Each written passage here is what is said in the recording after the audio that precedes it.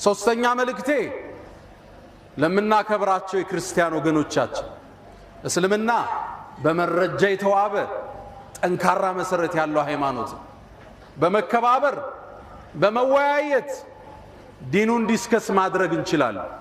እስልምና ጋር ቀርቦ ጃል ሰጠ የለም። ስለ እስልምና ተከራክሮ ሻሃዳ ሳይወጣ የወጣ የለም። 100% እርግጠኛ ነኝ። በእኛ እጅ ብቻ ስንት ሰው ሻሃዳ ተቀበለ? እስልምና ጋር መወያየት የፈለገ ፊት ለፊት ይምጣ። በሚፈልጉት መጽሐፍ በሚፈልጉት ርዕስ ማውራት ይቻላል። ዕውቀት ይዳኝ ያኔ፣ ሐሳብ ያሸንፍ ያኔ። ስድብ አይደለም፣ ማንጓጠጥ አይደለም፣ ትልቅ ስብዕና ማርከስ አይደለም። ዕውቀት ይዳኝ። እስልምና ሁሌም በሩ ክፍት ነው። የመጨረሻው መልእክቴ ለኛ ለሙስሊሞች እንደ አይነት ክስከት ሲከሰት ነብዩን አለይሂ ሰላቱ ወሰላም የበለጠ እንድናወሳቸው ይከጀላል። ከዛሬ በኋላ በአላህ ፍቃድ የሚወለዱ ልጆች ስማቸው ሙሐመድ ይሆናል ኢንሻአላህ። ሴቶች ከሆኑ በሚወዷት ሚስታቸው አኢሻ፣ አብራቸው በቆመችው ኸዲጃ በሚስቶቻቸው ስም እንሰይማለን። በሚወዷት ልጃቸው ፋጢማ ስም እንሰይማለን።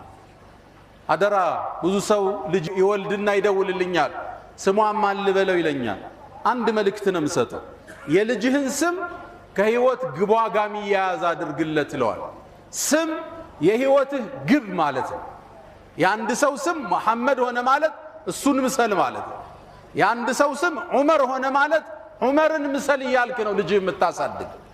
ሴት ልጅህን አኢሻን ምሰይ ማለት ነው። የዚህን ኡማ በርካታ ሺህ ሐዲስን ያስተላለፈች ትውልድ ያነጸች የነብዩ አለይሂ ሰላቱ ወሰላም ሚስት እናታችን አኢሻ ረዲየላሁ ተዓላ ዐንሃ። አሁንም በነብዩ ስም ግጥሞችን እንገጥማለን፣ ነሽዳዎችን እንነሽዳለን። ስለሳቸው ሙሐደራዎች ይደረጋሉ። በሳቸው ስብዕና ዙሪያ ፓምፕሌቶች ይበተናሉ። በሳቸው ዙሪያ ኮንፈረንሶች ይደረጋሉ።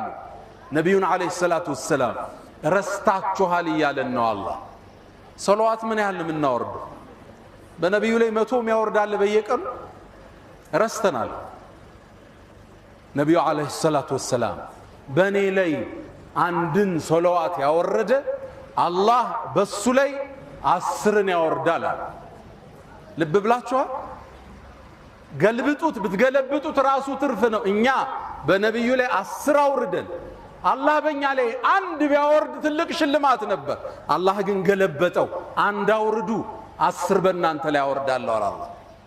اللهم صل وسلم وبارك على سيدنا ሰለዋት ስንል ጭንቀታችን የሚወገድበት፣ ሪዝቃችን የሚሰፋበት፣ የነብዩ ፍቅር የሚታተምበት እሳቸው ላይ ሰለዋት በማብዛት ብዛት ነው የውመል ቂያማ ደረጃችን ከፍ የሚል። ሰይድና አሊ ረዲየላሁ ተዓላ ዐንሁ አንድ ጥያቄ ጠየቋቸው። ንግግሬን በዚህ ልቋጭ።